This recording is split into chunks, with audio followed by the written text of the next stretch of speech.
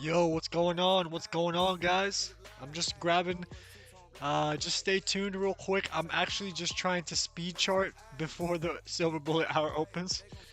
So just give me a sec here. What's going on though? Happy Friday.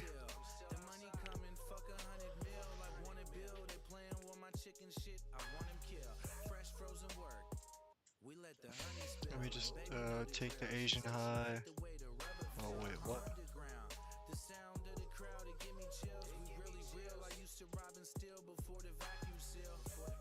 What's going on? What's going on, people?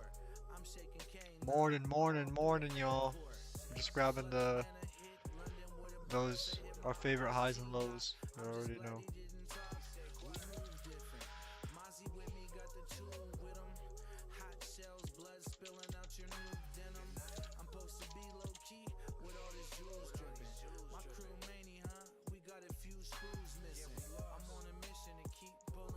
Okay.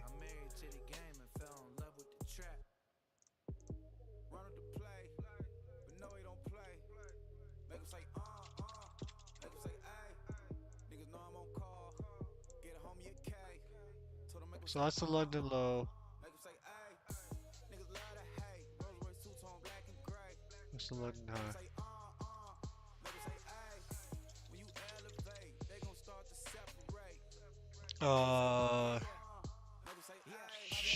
This is I guess temporary New York high right here.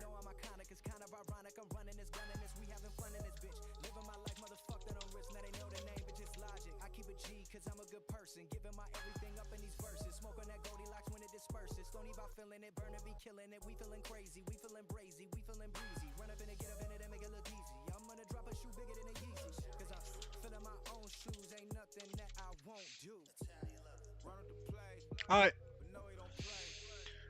That will keep us up to date in terms of where the market has traded. And since midnight, I think we've definitely broken some liquidity levels, right? If we look on the 15 minutes, you'll see it a little bit more clearly, right? Where price has essentially come up all the way up here.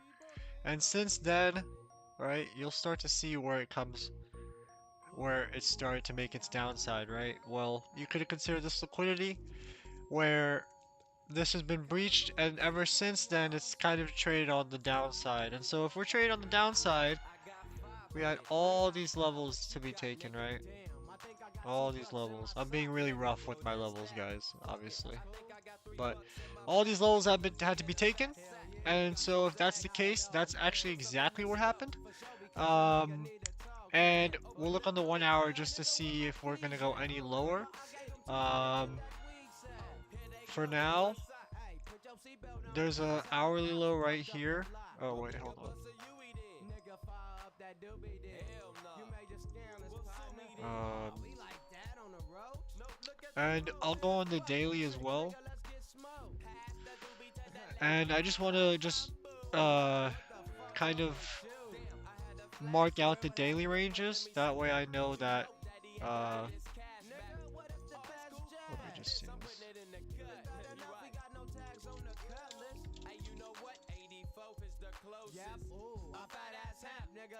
Okay, and the New York low is also the daily low too, so yeah.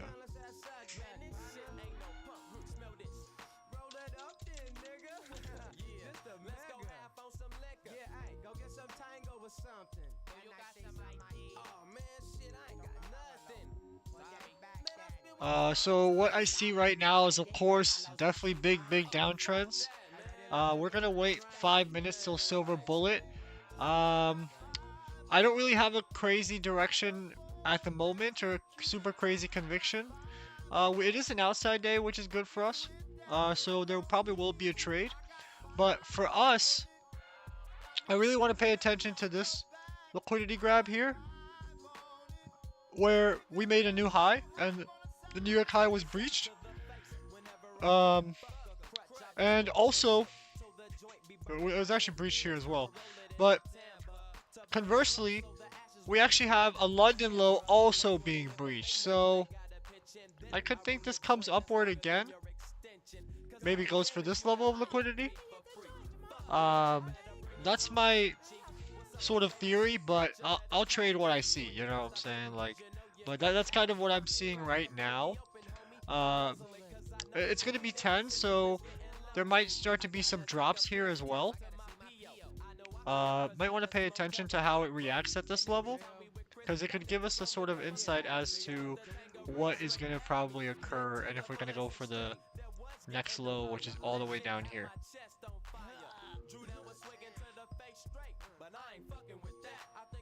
Morning, guys. Morning.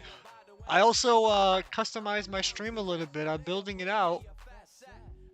So while this is happening, let me show you guys what's going on.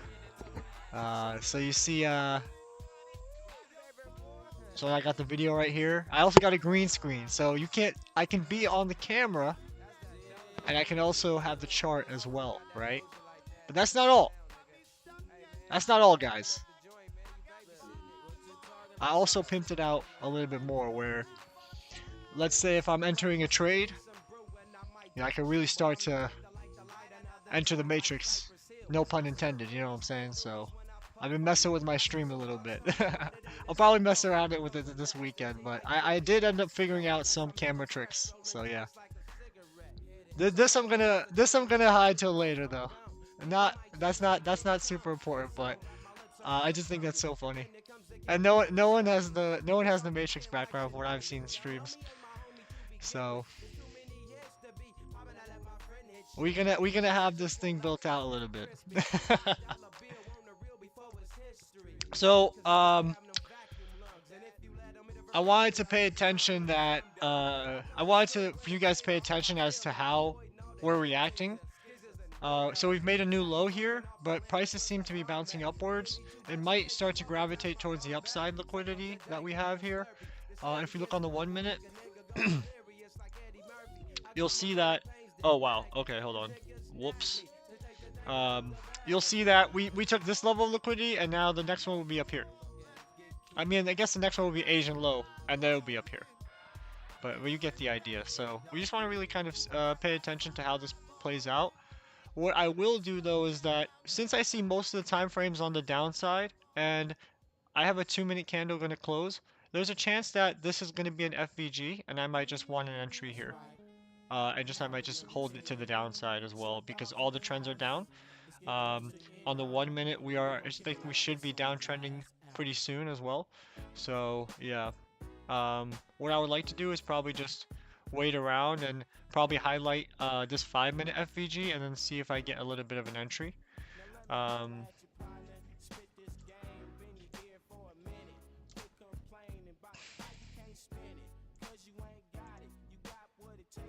So we're just gonna wait till this candle closes. And that's gonna I probably determine our risk to reward and stuff.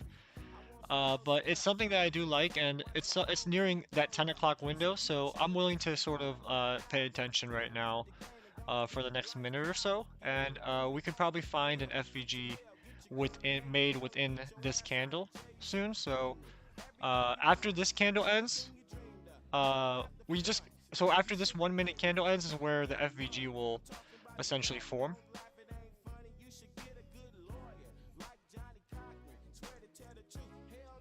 And you'll see that, right? Because I'm looking at the 1 minute, but on the 5 minute is actually where the FVG is formulating here.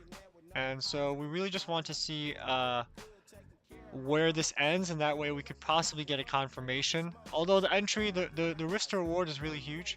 So I would probably like to go back on the 1 minute and just to see if there's FVGs that I can take as well, and there is. So there's one right here, right? So I would love to, if I get entry there too. Okay, I'm gonna probably buy here. Oh wait, no, I gotta sell, hold on. Okay, I meant sit short. So I'm actually gonna short here, and I'm gonna take this FVG because this is also aligning with my 5 minute as well. My risk to reward is gonna be here. Can I short this please? Okay, yeah, so my risk to reward. Okay. Where is the short?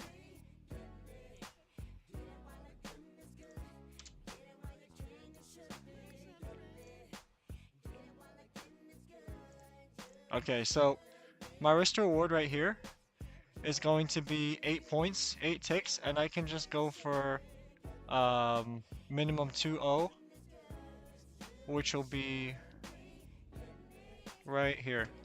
So that's kind of what I'm trying to play out right now. I'm trying to play this FVG. Your top stop technically could be here, but I don't want to risk that. I'll just risk it above here. And you know, I might get my profit taken right here as well, and that'll be that, y'all. So we'll just let this play out for a little bit. But yeah.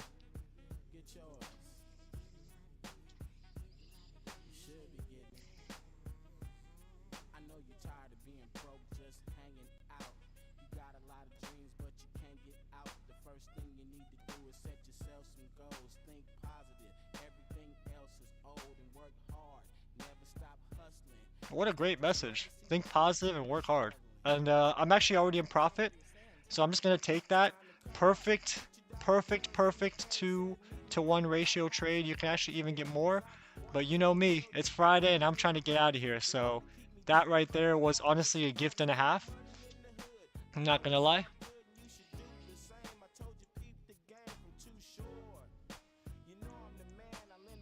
And you'll see that it actually aligned on the 5-minute as well. So actually what I did was I took an FVG inside the on the 1-minute inside the 5-minute. So I did some Neo shit, to be honest. I kind of saw the future for a little bit there, which is why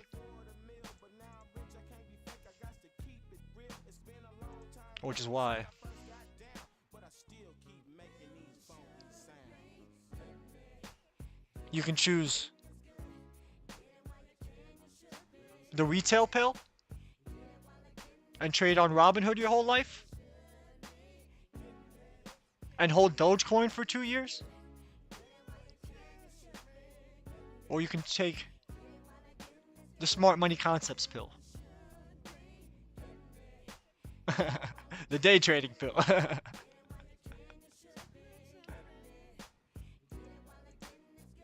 All right, well, honestly, that's kind of it, yo. Like that's really the trade today, to be honest. So, I'll leave the stream open for like, I don't know, 15, 20 minutes. But bro, price happened. You know what I'm saying? Price happened.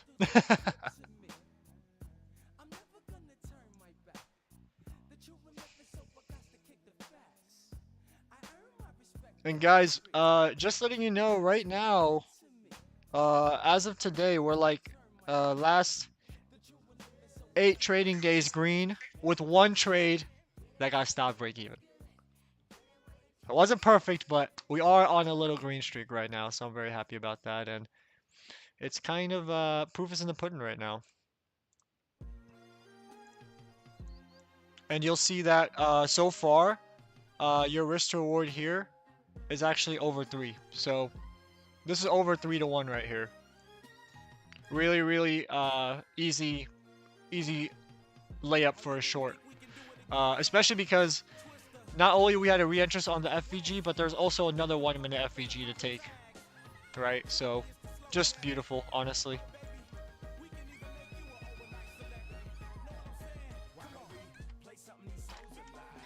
It's Friday, y'all, and I made my trade for the day. Let's party.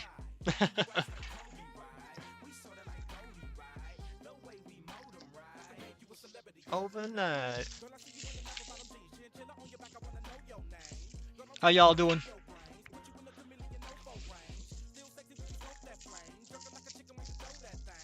Doing alright, I hope. Is there anything I can help you guys with? Any questions? Y'all got me for like, I'll say till 10:30. You know what I'm saying? I'll admire the dump with y'all. You know what I'm saying? I'll admire.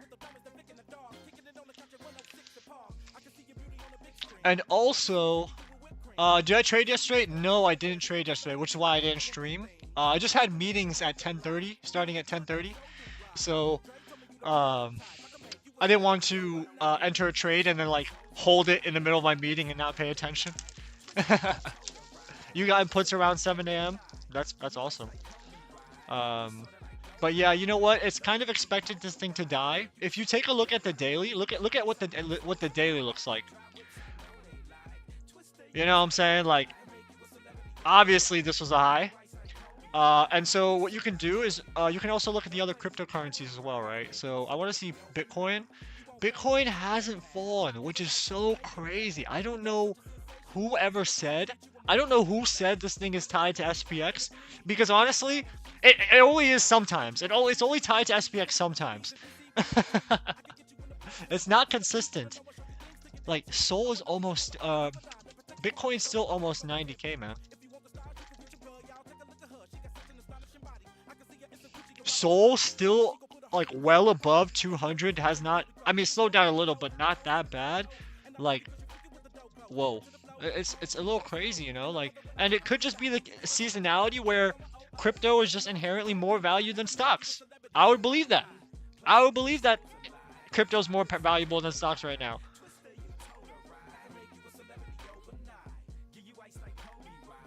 Stocks are affected by a million things, you know, like interest rates will affect your business loans, they'll affect people's money, they'll affect people's quarters. Like, stocks are affected by everything. Crypto's currency is affected by what? The supply? You know what I'm saying? Of course, there's more. I'm like I'm sugarcoating it, but you understand my point here.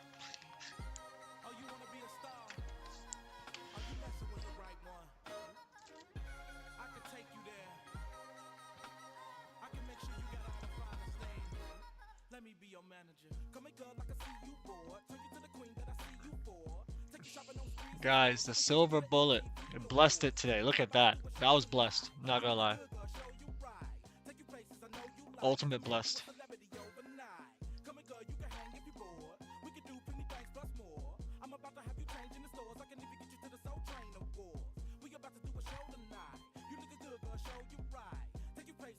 Have you heard the turtle soup setup? I actually have heard that term.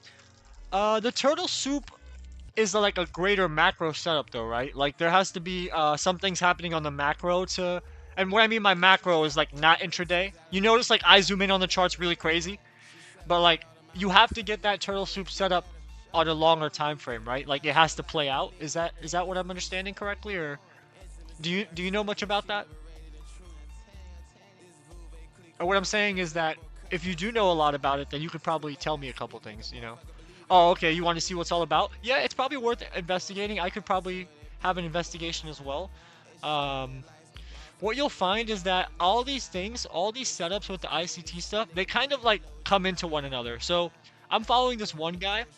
His name is like Dodgy and stuff, Dodgy DD or whatever. He's an ICT trader, and he trades. Wow, look at this dump. It's beautiful. He trades um, inverse FVGs, IFVGs, and what happens is during his edge, what he does is he waits for the FVGs to be filled, like kind of after the silver bullet things. But when he trades, he acknowledges that there's a silver bullet setup, and that's what he kind of uses as a point of confluence to say, okay, there's a silver bullet, and a degree of liquidity, uh, a level of liquidity has been taken, and so because of that, he can now sort of look for his setup where he wants to wait for that first FVG that to be filled against that silver bullet, and so that's his edge where effectively he comes in after like me, right? But both of us can make money and both these strategies are successful. And so what you'll notice is that with the ICT framework, there's like so much of it that you will eventually like kind of overlap into other strategies, like just by way of like knowing the concepts. Like for example, you know my concept with the wait for liquidity break and then target another FVG nearby? That's not just an only silver bullet concept. It works for silver bullet really well because there's times that you can differentiate, but you know that's like a overall ICT concept. It can actually work and exist outside of the silver bullet. And so my point to that is that a lot of these things are like a bunch of different tools in a toolkit, and the tools They might just do different shit, you know what I'm saying? But all of them accomplish the same goal, which is like to make your setups better. But yeah, there's a ton. There's also things called like, you know, PD array, power of three, all these extra terms. But at the end of the day, bro, like you've seen me trade for some weeks now. Like you know, like the silver bullet is kind of my shit, you know. So as a result, I don't really need to differentiate myself or go into a point of heavy education. And the reason is because I don't want to be sold the next best thing in terms of the edge. I have my edge. It works. The rules are relatively simple, and they're kind of and the actual trading style is very mechanical, where you risk a little and then you try to take out more. So I would say like you know I would sort of say like I'm not necessarily looking for other stuff, but always happy to learn, you know. And if there's things that I can take, and because there's other ICT people that uh, do silver bullet as well, and I consume their content as well because I want to take from them. You know, I want to pretty much craft the best strategy. How in all honesty, my ICT silver bullet is actually like a combination of like 3 or 4 different people's, and I've just like over time custom tweaked it where I know what I like, and I really like 5 minute, 1 minute setups. Like that works really well for me. Um, I also really like AM, New York AM session, you know what I'm saying? So, yeah.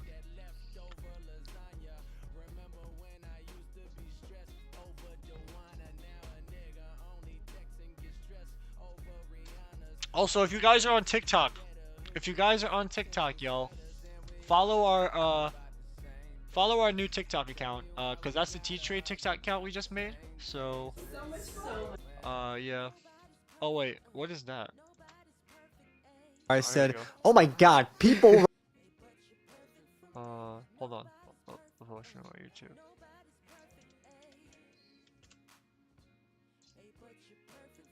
Alright, yeah. Go follow that TikTok account, y'all.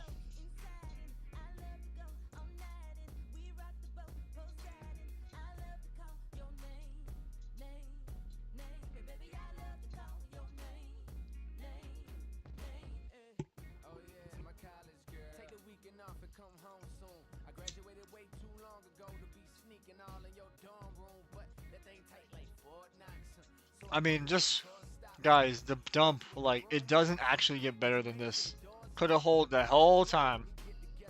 Like, this might be a 1 to 8, 1 to between 1 to 8, 1 to 10 risk reward trade, guys. It might just go all the way for the downside here. You just want to take a look. If you're ever holding like this, you always want to take a look at like any other levels that you didn't see on the other time frames, because those are the ones that I could be targeting before that big obvious one. Um, and so because of that, you'll need to just kind of zoom in a little bit and see where it traded before. And so you'll notice that there's a green line that it's approaching. And then there's also a level here which I've marked. So if anything, if it doesn't go for the low of the day today, which is that purple line, or not the purple line, but a previous level liquidity, then it at least will cross, it'll at least breach the green. So for you, what that trade would look like is that you would, assuming like you have multiple contracts, you could just like how can I say um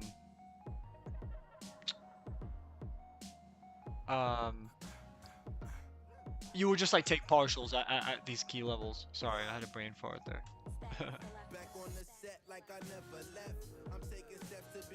Oh man, I love the song.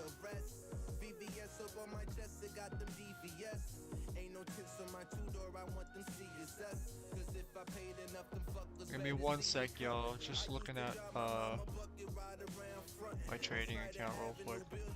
I'm just trying to withdraw some shit.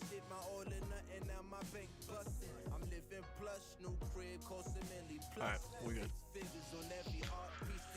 Alright. I should get some money later this week.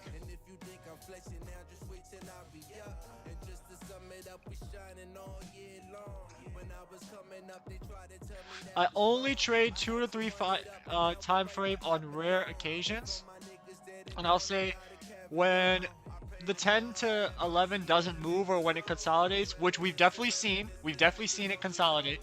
When when 10 to 11 consolidates, that's an indicator for me that 2 to 3 p.m. might be a real sharp move, like an even sharper move than I originally planned it.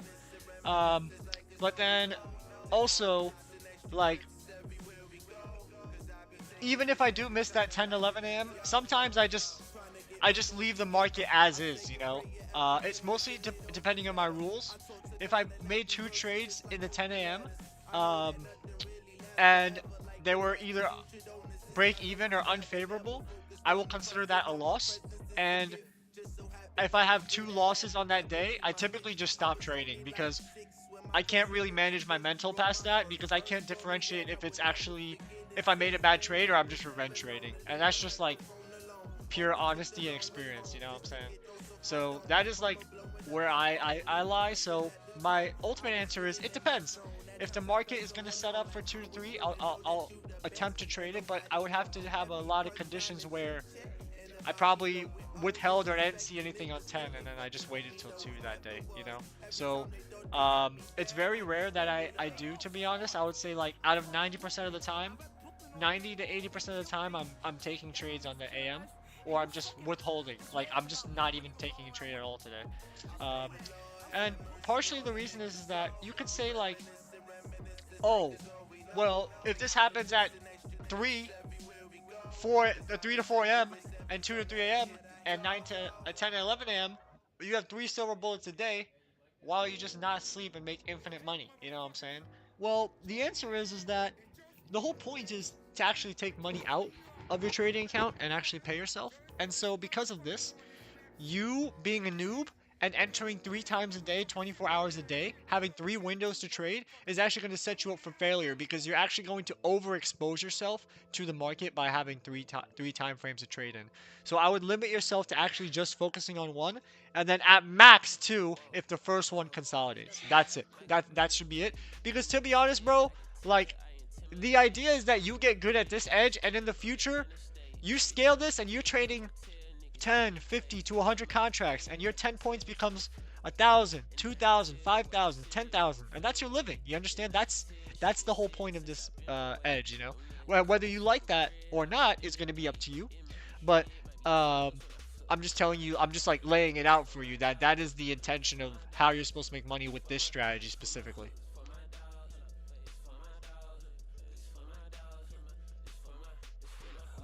And I'll tell you guys, like, as I scale up with this account, which I have been, I just paid myself.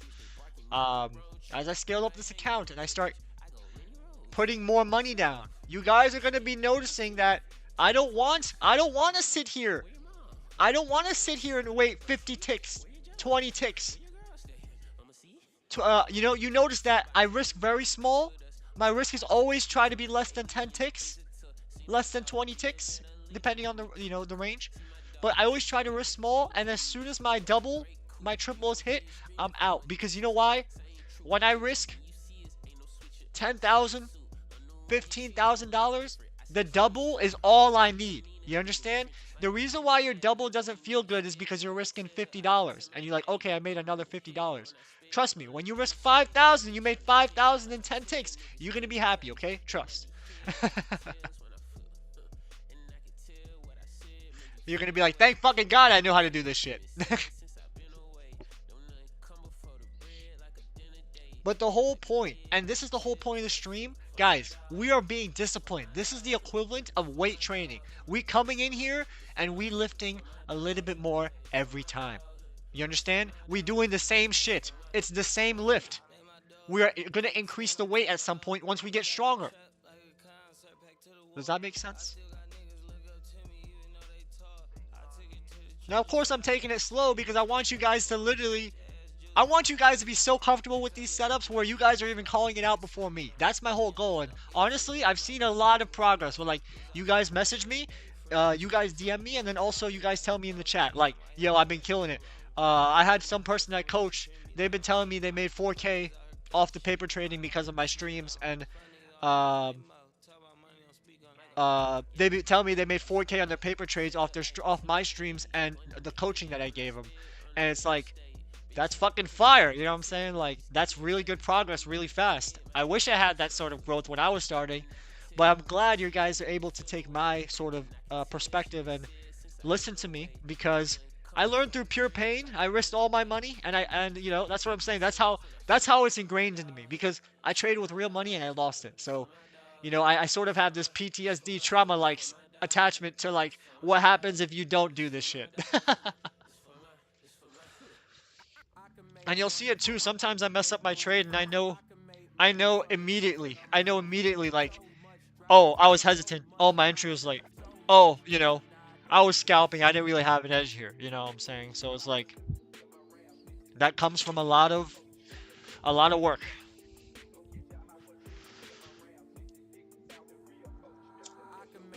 So I guess my final message is to fall in love with the sort of process and just try to be obsessed with getting good setups and having an intuition for finding these nice setups like I do. And you will and the money will come. The money the money will come like as a side effect. Does that make sense? It's like you can't be chasing the money directly. You have to chase the setup that gets you the money. Do you understand? My problem is I tend to enter a bit late. Well, a lot of times you don't have to worry. Just even if you enter late, just adjust your risk to ratio. That is like, you know, I enter late too, but I still execute the trade. You understand? I just get out a little bit earlier because let's say this: my original risk, right, is 8 points. So I want to enter right at this FVG. If I enter with 10 ticks risk instead of 8 ticks risk, all I do is take profit two ticks earlier, right? I still maintain the same profit ratio. So I would say that will help you feel better about entering late. But also, it's okay if you're uh it's okay if you're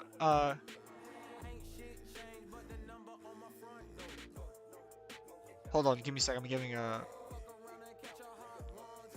I'm getting a text message.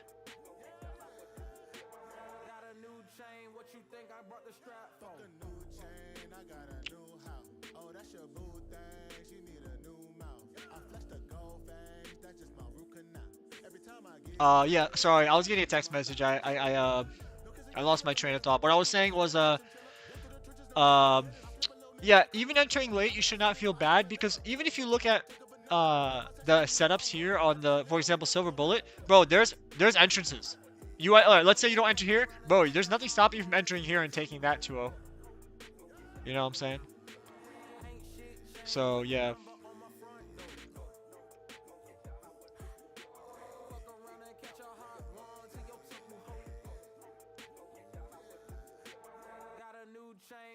You know, so just have faith in the edge, and I would say that I should be proof that the edge does work and you are able to make money, and this is sort of something that's actionable or a little bit viable. But of course, you know, at the end of the day, and if you watch me, it's all execution. It's all you. It's not the edge. It's not the trading style. You know, it's within yourself.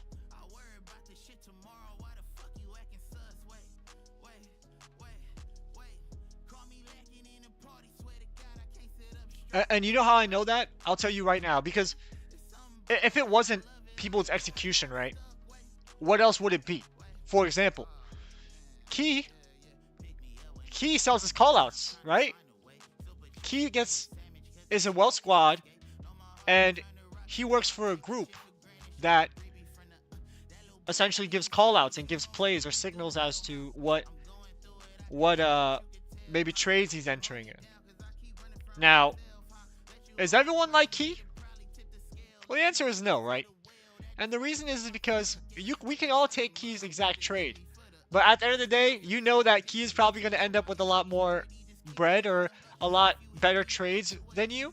And the reason is because that dude is seasoned, that guy has an edge, and that guy also knows himself when is the best time to take profit and when um, and how far he needs to go and how far his limits are going to be pushed when it comes to risk management. And so these are all personal questions. These are all personal experiences that you would have to answer, right? But you don't um you don't ever get there without looking at yourself. And the way you can look at yourself is to practice the same thing every time and then see where the fuck you're messing up. What are you doing? You know what I'm saying? What are you changing about the same strategy? Because people make money with any type of strategy, bro. It's not the strategies. People, the mistake people make is people are looking for strategies. You, of course, you can look for strategies information. I always do that. Like, I actually honestly love to learn how different people trade because I want to look for new ideas on my edge. But like, I'll say that people are always kind of looking for like a holy grail setups, and there's no holy grail. The holy grail is that you have to be good at trading by making good decisions and not being attached to the money. And you have to, and people who are not attached to the money, there's a certain personality traits that they either are born with or yeah.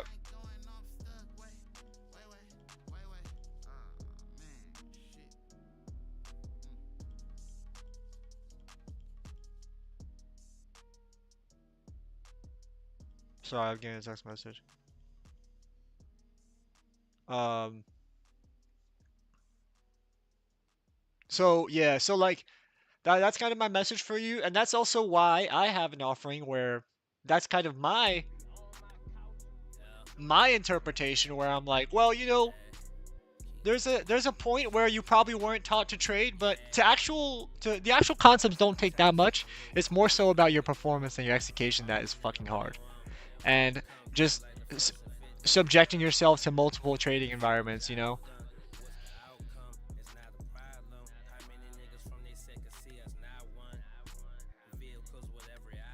There's a question. Can you paper trade in Tradeovate? Yeah, you can. You can make a a paper trading account, or you can like make an account, and then you can have access to a Tradeovate paper trading setup with Tradeovate. But you can also go into your trading view, and then click trade, and then you can also just trade a paper trading account. So yeah, you don't even need Tradeovate to actually paper trade. You can execute straight up on TradingView.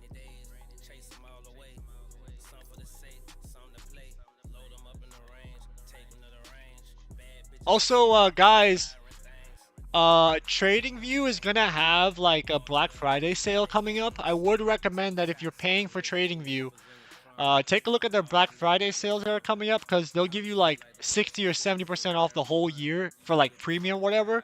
But that also helps like if you like indicators or just like any extra features that you might want, or let's say you want to use two screens or three charts at the same time, then those are features that you might want to take for a very small premium, like cheap price.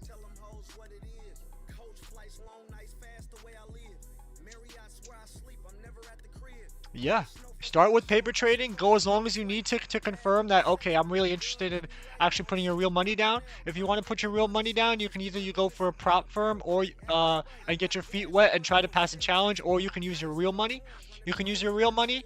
I would say just have at least $500 and you can deposit that into Tradeovate and trade only micros, which is like $1 per contract. Because the thing is, when you trade micros and just trade one contract at a time, if something's like 50 ticks, it's like $50. So things can move 20 ticks, and if you're leveraged up like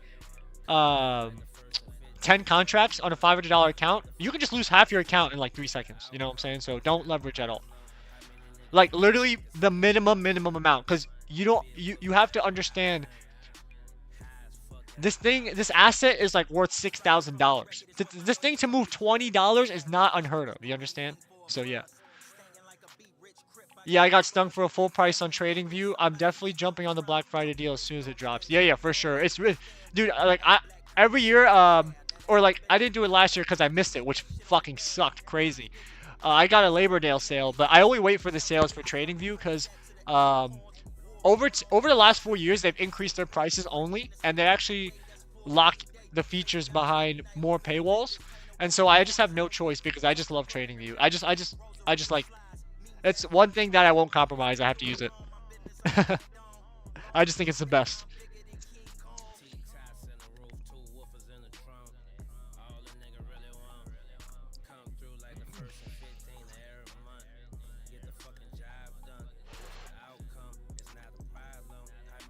Business expense. Exactly. Yeah.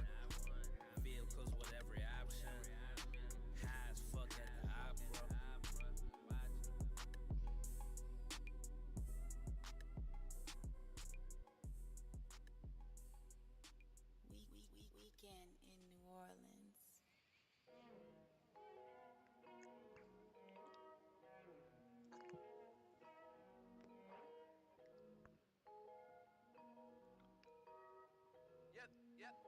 Orleans. It's 10:30, y'all.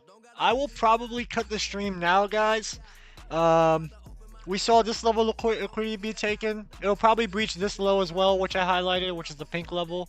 The pink level was the level I found on the hourly. I imagine that it'll be taken as well, just from the look of this dump. Um, yeah, that's the thing. That's why I don't. That's why I never paper traded at the start. And this is not something. This is not advice. Please don't take this as advice. If you're low on money, you will lose all your money. But I'm just letting you know that for myself, to be completely transparent, like I I actually just like never paper trade when I started out because I needed to. I wanted to really address my emotions as soon as possible. And if it required me losing money or acting finicky, then so be it. You know what I'm saying? I didn't really give a shit because to me, I'm like, well, if I do it correctly and I lose money, I should be able to make it back at some point. So I don't give a fuck. And you're only gonna have that mind if you have some money income source coming in. So that's why I just want to say, don't follow me. I've worked professionally for now ongoing in like 6 or 7 months. It'll be 7 years. I'm full time in tech. So guys, I had disposable income a little bit before I started trading. So I just want to let you guys know that. I know it sounds redundant because you guys are all chill, but I just imagine one person being like, "Yo, I heard you never day trade, so I put my life savings and I lost it all. So what do I do now?" And I'm like, "When did I tell you to do that?"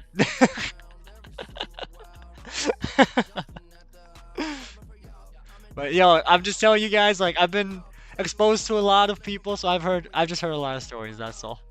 I always want to cover my bases as much as I can.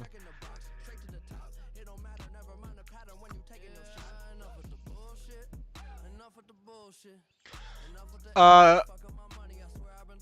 any advice to get into tech and cybersecurity as a career? Uh, okay, I will say this. In terms of any role that wants to hire you or you want a better job, your interview is essentially you selling yourself, okay? So like bragging about yourself, talking like yourself, talking about yourself like you already have the job is gonna go really really far. That's how I pass a lot of my interviews. But also your cybersecurity. I'm not in cybersecurity, and the reason is because it requires a lot of certifications. Once you get your certifications, you should get an entry level, and then once you're a year into your entry level, then you can start really pushing the envelope and trying to make some money, get some really nice remote jobs. They'll pay you 6 figures, and you working from your house, and your workload might not be that much some days, so you get the full insurance, the full equity, full benefits. So very reliable, very safe lifestyle, which I recommend everyone try to pursue at some point because odds are once you work in tech, you'll stop working everywhere else. I'm just telling you, bro. Like I don't like I've worked ever since I'm 15. You understand? I've had a job ever since I'm 15, and I will never go back to not tech ever. You know, because it's just you just have so much freedom. You understand? If you and the best part is that it's empowering. If you know the tech better than other people, nobody can tell you what the fuck to do. And that's kind of how I just live. That's how my well-being is. Like I pretty much operate I pretty much operate my life in betting that I actually know more than other people. Because if I didn't have know more than other people, then I would actually be able to provide no value. You understand? So I would say my advice that's actionable is that you need to lie, you need to embellish on your resume, um, just because everyone else is doing it. So that means if you had a meeting, yeah. Any tech roles you recommend looking into that don't require certifications? I recommend web development. It's pretty easy to learn, and there's a lot of tech adjacent things that require web development knowledge, but don't even use traditional web development. Like just having the knowledge of how the code works can get you jobs. Web development's always good. Also, just like I mean, development is coding, by the way. You know, when you say coding, coding is everything. So like, coding is in cybersecurity too. Coding is in software development too. Coding is in something called full stack development. Full stack development is when you build websites from front to back. Now, websites are a different technology stack than an app, let's say. Does that make sense? Like, the technology you use to write a website and let's say write TeachTrade is way different than a technology that you would use to develop Microsoft Word, for example. So there's a lot of differences in coding, but the point is that coding is really, really empowering because if you learn one or two languages and you show your own projects or you just show a general interest, you don't need certifications or even a degree. If you show that to a recruiter, they'll fuck with you as an entry level. I'm telling you. I'm telling you that right now. There are so many people that go to tech companies out of high school. In the middle of college, they drop out, and the reason is that only is acceptable in tech, uh, because some things with tech, some problems um, that you're solving with tech are actually greater than society. Like they're greater than life. You know what I'm saying? Like, and I'll tell you an example. Like, there's a reason why Bill Gates, Apple, Steve Jobs, and there's a reason why Mark Zuckerberg all dropped out of college, and they all went to good colleges studying computer science. The reason is because their projects or their individual contributions were actually getting way more important and way bigger than what college could offer them, right? All these people have solved a lot of problems on a mass scale, like a global scale. And so as a result, these guys have provided like infinite value and they can just do what they want. So that's how that works. So I would say that if you want to get into tech, you need to be focusing on becoming an expert at something and then just leveraging that to your full extent. Now, I am a tech job, but I actually don't work with coding. I know how to code and I'm rusty at it. I'm not a super dedicated developer. The most coding I do is with ChatGPT assisted, and then also I do a little bit of scripting and data analysis code, which organizes data sets. That's really what I do for my maximum load for my work, but I actually do digital marketing and I use tech. I exclusively use tech to actually, um, full-time work in digital marketing. Now, what I do with digital marketing is it used to be performance-based, but it's also technical as well. What I do is SEO, and SEO has everything to do with the website. And so when it comes to marketing and creating organic content, I'm helping the site grow on that front, but I'm also making the site sure the site is also technologically sound, which is where like my background comes in, what I went to school for and all that stuff, you know. Um, but to be honest, they don't teach SEO. My SEO is actually all self-taught, so I've actually just like wedged myself into a position without my schooling being the main motivation of like where I'm working. And the reason is because I literally just had a general interest in e-commerce when I was young, and I was fascinated with the internet, and I wanted to leverage the internet to its full capabilities, which means eventually I would try to make a living off the internet and actually live off the internet, which means that like my internet access would like uh my internet access would like effectively be my life source in the sense that it gives me everything. It gives me my resource, my networks, my data, my personal contributions and creations. And so, because of the internet, I was like, I have to maximize this and put my life into it when I was young. So, I pretty much started learning about e-commerce and how people were making money on like YouTube and forums. And I was never ever making money for a long time on the internet. Until eventually I figured out that if you want to grow a website, like making a website is one thing, but then I started trying really hard and I made a couple websites when I was young. And then I was really disappointed because I was like, wow, no one's using my website. What the fuck did I just spend like 40 hours for making this shitty ass website for? And I started looking up techniques as to how I can get people to my website. So one of the techniques I figured out was SEO, which means if you had no money, this is a way to organically like command traffic to your website. So once I found that what SEO was, I kind of just ran with it the whole pretty much like the next 10 years, and I've just built myself as sort of an SEO expert where I can kind of position myself as not only a guy with a development background, but I also know a ton about website marketing, and that's really, really valuable. Marketing, and this is a red pill as well. Marketing is everything. Like marketing is what gets you the sales. You know, marketing and sales is one of the most important parts, if not the most important part of the business. It's never the technology, it's never the people. It's always the people who are salesing.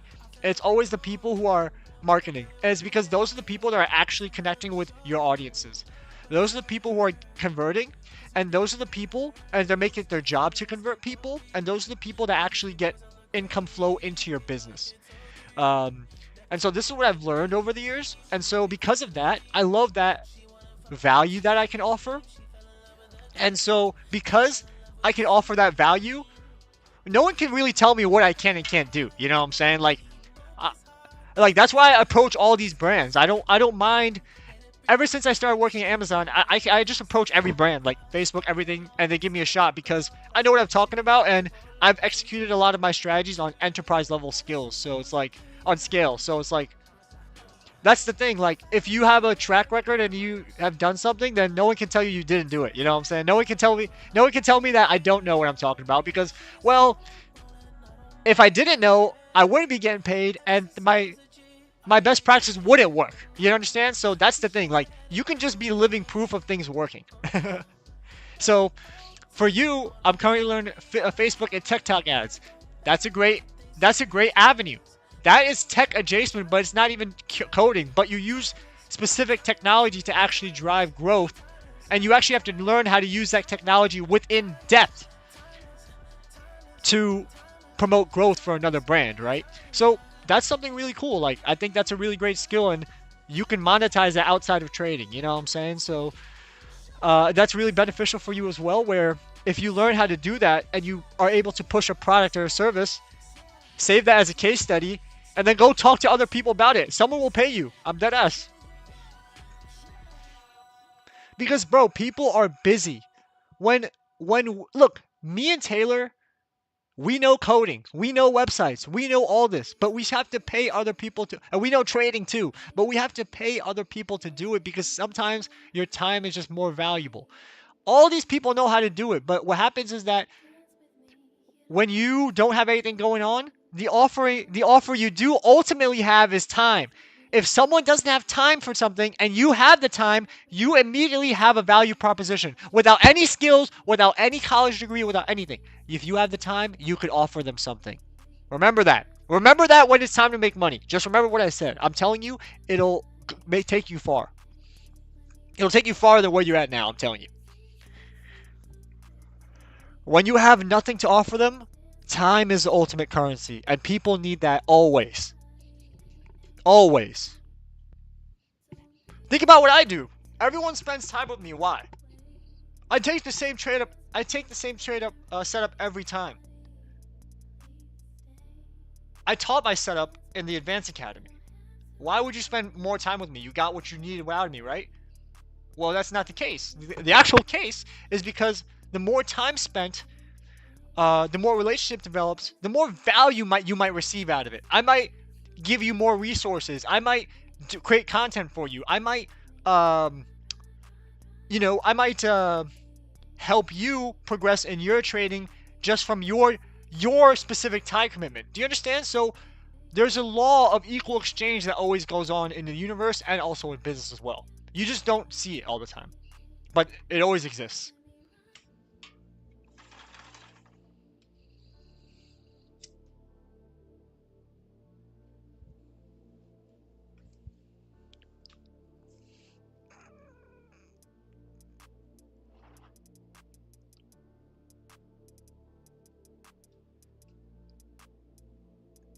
You ever wonder why Facebook and social media accounts, they push accounts with high watch time and high engagement?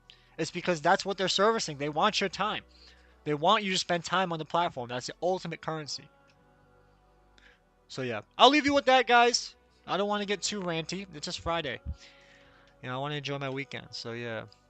Yeah, no worries. I know I started a little late today, so I just felt like It would be fucked up if I just ran the stream for like 15 minutes, even though that is like when the trade happened within like 5 minutes or so. But you know, we saw this level play out, and I mean, technically I'm not right. You know, technically I'm not right, but close enough. We did know it was gonna pull towards here, but yeah, it didn't breach it. You know what I'm saying? So as of the stream, we kind of saw this this downtrend coming. So it should be more of a surprise, and I would say this is a very, very easy setup today. Very forgiving. We had retracements, and we also had 1-minute FVGs inside 5 minutes. If you didn't get a setup, or if you felt like you were hesitant or you didn't see a lot today, I recommend trying to point out liquidity levels and then figuring out which one it was going to target. Then you might have a better picture of as to where price is going to go. So I had an expectation price is going to go down. The reason why I did that is because I knew it took this level of liquidity. Does that make sense? Do I think it's reversing? It could be. It's within the silver bullet, and because we didn't breach this, it could be a signal that we're actually going to go for an upper level liquidity rather than a new low one, right? So that could be a signal as well, but I'm not gonna stick around to find out. That's just like a pure theory out my ass, to be honest. But yeah, but yeah. So I'll say that, yeah, if you had trouble with it, just try to point out obvious levels of liquidity getting breached, and that could kind of frame where you expect price to go next. If you expect price to go a certain way, you should have a better time at finding an entry. So yeah. But yeah, I'll leave it at that, guys. Have a good weekend, and you know, I got my one and done for the day as per usual, so I'll leave it at that. And we'll pick back up either Monday or Tuesday next week again. So yeah, have a good one, guys.